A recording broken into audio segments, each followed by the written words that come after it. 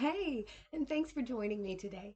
My name is Rebecca Parrish, and I am a senior at Troy University, minoring in leadership. I'm excited to share with you some of my thoughts about leadership philosophy and how it applies to our lives. Before we begin, I want to inform you of a few points that I will be discussing with you today. The first is my definition of leadership and how it applies to my life specifically. Next, we will dive into what it means to have emotional intelligence through self awareness, self management, social awareness, and social management. Finally, we will take a look at individual intelligence and integrity and the similarities and differences between those two attributes. To begin, I want to first define leadership. John Maxwell says leadership is influence. Nothing more, nothing less. Leadership was defined by former President Dwight D. Eisenhower as the art of getting someone else to do something you want done because he wants to do it. I'm sure we can all understand that these two definitions are accurate, however, they are incomplete. My definition of leadership would be the ability to observe oneself and react to others accordingly, pursuing a common goal. In other words, we must first learn about ourselves and lead our own emotions, feelings, and desires well. Once we have accomplished that, we can then learn about others and lead them accordingly. It is imperative that the leader and follower are pursuing the same goal. Otherwise, the leader and follower relationship is futile. During my time at Troy University, I have learned a lot about leadership and about myself in a leadership role. Though I do not have an official title as a leader at work, I am still in a leadership position because of my knowledge. Let me explain. I work in a daycare, but I also have 4 children. I work with a lot of high school students who do not know much, if really anything, about children and childcare. I've had to teach them how to hold children, how to change diapers, how to speak to the parents, how to write up accident reports. The list goes on and on. Although I'm not their boss or any kind of supervisor, I'm still in a leadership position because of the knowledge that I possess. Now that I've given you my definition of leadership and given you a little background of my leadership in action, I want to give you a few ways that you too can become the best leader that you can be. To become an effective leader, you must possess emotional intelligence. Well, what is emotional intelligence, you might ask? Emotional intelligence is broken down into 4 subsections: self awareness, self management, social awareness, and social management. Self awareness is essentially knowing who you are and why you act and respond the way you do. Self management is applying that knowledge of self awareness and being able to apply it in a situation.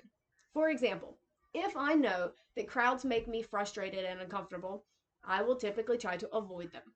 However, if I know I cannot avoid the crowd, I can mentally prepare and calm my anxiety beforehand because I already know how to respond.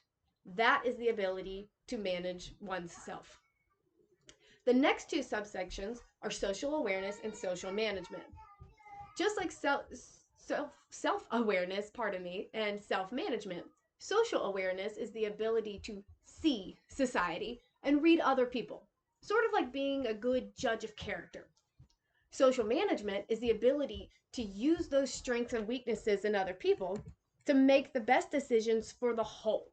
In other words, as a leader, you will have to use the characteristics of your team or your followers to progress forward. Knowing who they are, what they enjoy, and how they act, social awareness, will help you determine the best job or position to put them in for the team as a whole to be successful, social management. If you would like more information about emotional intelligence, I would highly advise checking out Emotional Intelligence 2.0 by Travis Bradberry and Dr. John Greaves. I want to share a little story with you all that might help put emotional intelligence into perspective. I'm sure we can all recall a time in our childhood careers when we had the dreaded group project. I was in 5th grade and it was time to work on a group project. Our class was very small. We had 10 kids in total, so 2 groups of 5. Within each group, we had the smart kid who knew all the information, the organizer who made sure the information flowed, the artistic person who made sure the project looked good, the checker who looked for typos and any kind of grammatical errors, and the presenter who talked in front of the class and gave the presentation.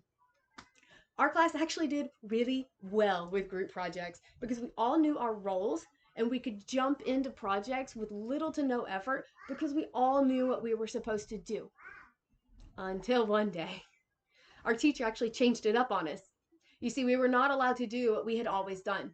She even changed who was in our groups. So now we had two presenters and two artistic people in one group, and two checkers and two smart kids in the other group, and then the organizers were split between the two, and it was utter chaos, disaster of projects. We really had to reconfigure everything. But let me pause for a moment to say the goal never changed. Completing the project was the goal, and we all knew that. What had changed was our abilities to depend on ourselves and our classmates in ways that we were comfortable with. We had to inwardly examine ourselves, self awareness, determine what characteristics we would assume, self management, communicate that with the group, social awareness, and then move forward with the project, social management.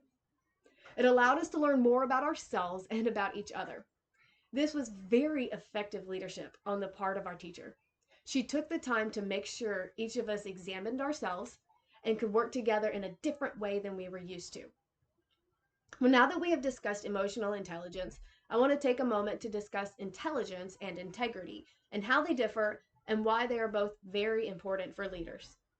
Intelligence, according to dictionary.com, is defined as the capacity, especially of a particular person or animal, for learning, reasoning, understanding, and similar forms of mental activity.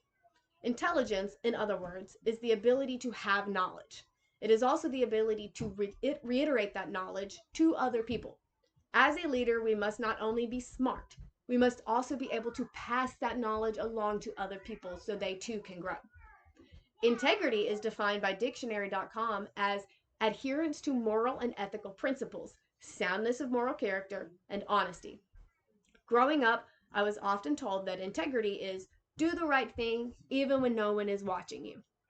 By that definition, integrity has nothing to do with my ability to gain knowledge or understanding, but rather is more directed at my heart and my ability to have self-control and self-management.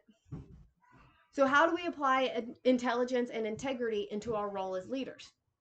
As I stated previously, we must be knowledgeable in what we are leading.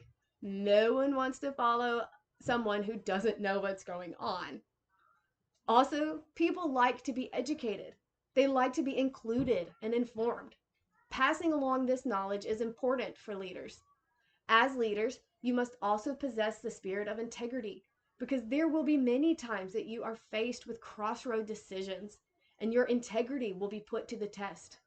Always know where you stand and be willing to take that stand, even if it is the unpopular opinion or it isn't what makes you the most popular. People will respect you for doing the right thing. As I conclude today, I want to briefly remind you about what I spoke to you about today. First, we discussed the definition of leadership and how it applies to my life. We discussed emotional intelligence and its 4 subsections: self-awareness, self-management, social awareness, and social management. Finally, we talked about intelligence and integrity and how all of this applies to us as leaders. Remember, leadership is only effective if there is a common goal.